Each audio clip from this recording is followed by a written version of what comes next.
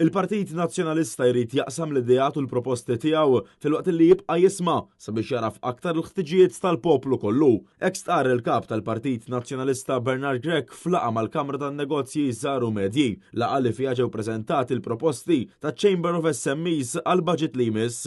Laqgħa li fiha kien hemm ukoll Shadow Ministers Jerome Caruana Cilja, Ivan Castillo, Graham Bencini u l-Whip Nazzjonalista Robert Kutajjar. Flimkien huma diskutew fit-tul il-proposti mresqa mill-Kamra tan-Negozji Żgħar u Medji kif ukoll proposti oħra tal-Partit Nazzjonalista. Bernard Gregg kien-naħa tiegħu insista fuq l-importanza tad-dialogu ma' kulħadd sabiex il-Partit Nazzjonalista jkun jista' dejjem aktar jippreżenta viżjoni b'saħħitha għal ġejjieni ta' pajjiżna. Dialogu miftuħ li aħna għandna mal-korpi kostitwiti huwa wieħed b'saħħtu li rridu nkomplu nibqgħu insostnu kontinwament aħna nemmnu illi s-soluzzjonijiet qegħdin għand kulħadd u nipprattikaw dak li nemmnu għalhekk niltaqgħu regolarment, nisimgħu, niddiskutu, naqsmu l-idejat tagħna, però fuq kollox nisimgħu l-idejat illi għandhom il-korpi kostitwiti, rappreżentanti tal-ħaddiema, rappreżentanti ta' min ħaddem. Huwa saħaq li n-negozji żgħar u medji huma s-sinsla tal-pajjiż u għalhekk huwa importanti li l-Gvern jagħmel minn kollox sabiex jassigura li dawn in-negozji jkomplu jikbru u jimirħu.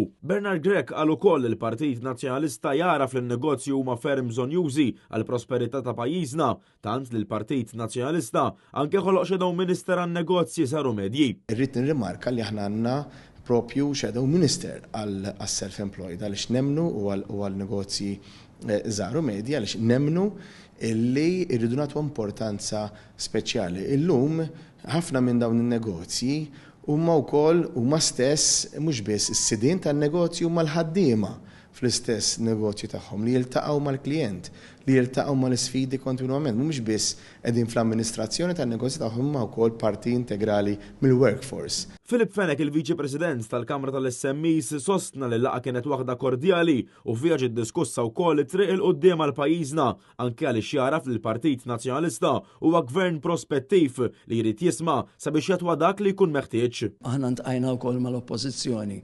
Kienet meeting kordjali ħafna fejn ġew ħafna shadow ministers u rejnihom aħna l-budget proposals tagħna iddiskutejna flimkien u l-importanti huwa illi daw il-meetings isiru regolari ħalli nkunu nistgħu nitalmu iktar minn xulxin u anke l-policy tal-pajjiż, l-oppożizzjoni huwa a government in the waiting u mbagħad jiddeċiedi l-poplu imma li jkun ġiġa preparat bi proposti on the ground li aħna nistgħu nagħtu mill-membri tagħna lej il-politiċi. Min-naħa tiegħu Beppe Muscat, membru tal-istess Kamra, sostna li huma bħala organizzazzjoni qed jaħdmu id fit man-negozji sabiex jiżguraw li l-ħtiġijiet tagħhom jitpoġġew fuq nett tal-aġenda nazzjonali. Konxi mill-fatt li iktar minn 99% tan-negozji f'Malta huma SMEs u allura konxi wkoll mill-obbligu tagħna illi nipparteċipaw ukoll fil-proċess tal-budget bil-proposti tagħna li huma mirati biex ninċentivaw iktar investiment biex inkunu ta' sosten għan-negozju